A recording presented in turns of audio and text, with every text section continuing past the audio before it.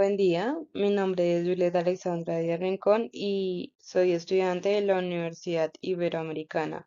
Hoy les hablaré un poco sobre las alteraciones de la cognición y la conciencia. Basado en esto, vamos a responder unas preguntas.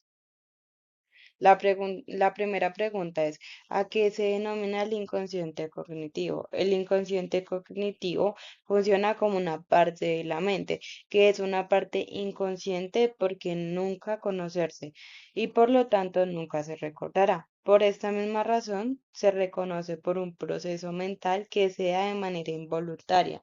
Por lo tanto, también es un proceso fundamental para el desarrollo del comportamiento y actitudes de las personas. Como bien lo dice la palabra, es un proceso inconsciente, por lo tanto, se da de una manera involuntaria, o sea, es algo que la mente no ha terminado de procesar y se dio, basado pues así mismo en los comportamientos y pues en las actitudes de las personas. A esto se da pues los procesos inconscientes. Asimismo, pasaremos a la siguiente pregunta.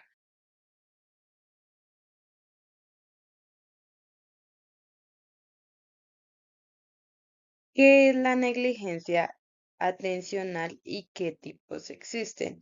Primero hablaremos un poco sobre qué es la negligencia atencional y después de esto responderemos la pregunta de cuáles son los tipos de negligencia atencional que existen.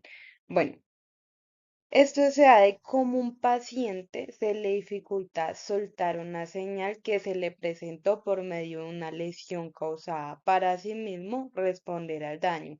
Puede ser una falla de una respuesta a este tipo de información.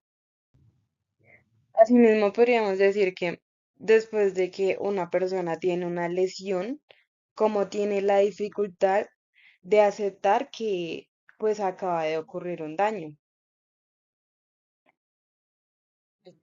Ahora hablaremos un poco de los tipos de negligencia existencia atencional que existen. Negligencia motora, que es que la persona que tuvo la lesión se le complica reconocer una parte del cuerpo. A eso hablábamos que cuando una persona tiene una lesión, como que no es consciente de que acaba de sufrir esa lesión, entonces no reconoce pues la parte del cuerpo donde pues ocurrió la fractura o la lesión que tuvo. La negligencia visual. La persona con la lesión no presenta la atención que está pasando en su entorno, como que el inconsciente ya falla y no capta pues lo que está pasando en su entorno. La negligencia personal. La persona lesionada no reconoce que las extremidades que están lesionadas son parte de él. O sea, así mismo como hablábamos, que en la parte del cuerpo donde ocurrió la lesión, la persona no reconoce que esa parte hace parte de él. Bueno, asimismo, seguiremos a la siguiente pregunta. ¿Qué es el aprendizaje inconsciente y qué evidencia hay a su favor? Bueno, se adquieren nuevos conocimientos y habilidades, no intencionalmente en el aprendizaje inconsciente. En este factor se demuestra que las personas a través de sus estímulos o algunos tipos de situaciones diferentes adquieren estos tipos de conocimientos y habilidades para el buen uso de su vida cotidiana. Se observan en algunos ámbitos de nuestra vida. En el estudio de la educación se pueden desarrollar el estímulo del aprendizaje que ocupa una gran parte del cerebro. Se adquiere el vocabulario, la educación y el buen proceso mental.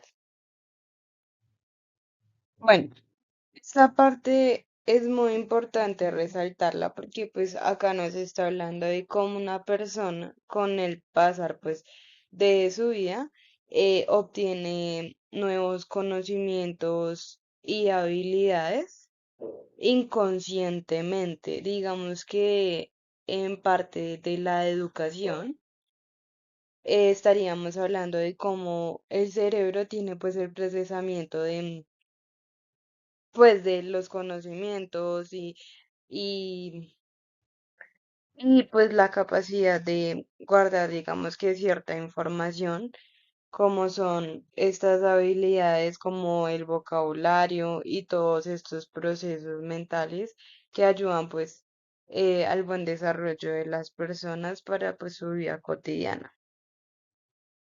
Bueno, pues teniendo en cuenta esto, pues pasaremos a la siguiente pregunta. ¿Qué es la memoria inconsciente y qué evidencia hay a su favor?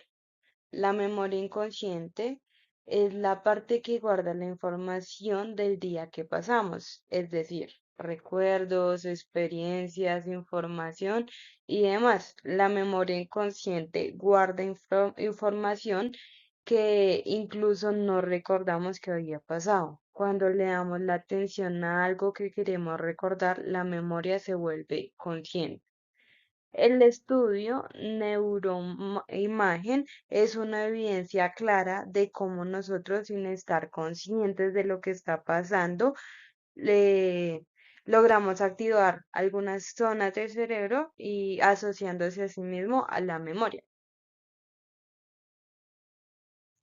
Bueno, en esta parte hablamos de cómo la memoria tiene pues el poder de guardar pues cierta información pues en la mente, digamos que estar inconscientemente de lo que estamos pasando, la memoria pues procesa toda esta información, pues guardándonos la información.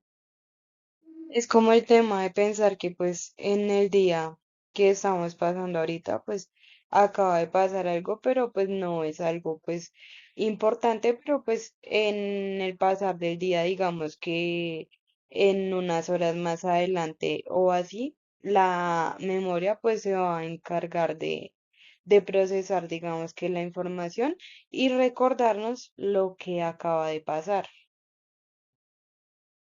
O bueno, lo que pasó pues unas horas anteriormente, pero pues era algo que no lo veíamos como importante, entonces no lo veíamos importante recordar, por decirlo así.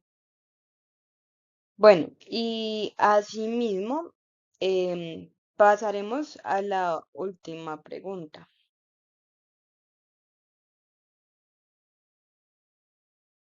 Describa posibles disociaciones presentes en un síndrome neuropsicológico de los que afectan a la percepción o la atención. En esta parte vamos a hablar un poco del síndrome neuropsicológico.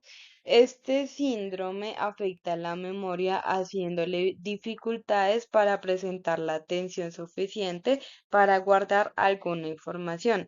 A algunas personas se le dificulta recordar ciertas cosas de lo que pasó en el día, algún nombre de alguna persona o incluso caras de personas, esto llamándose el déficit en la percepción de la persona.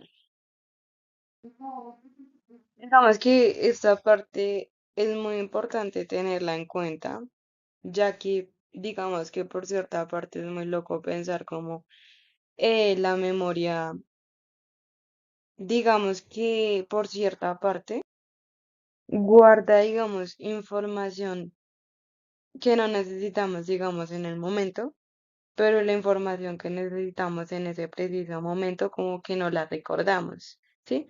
Entonces, digamos que necesitamos recordar a cierta persona por tal motivo.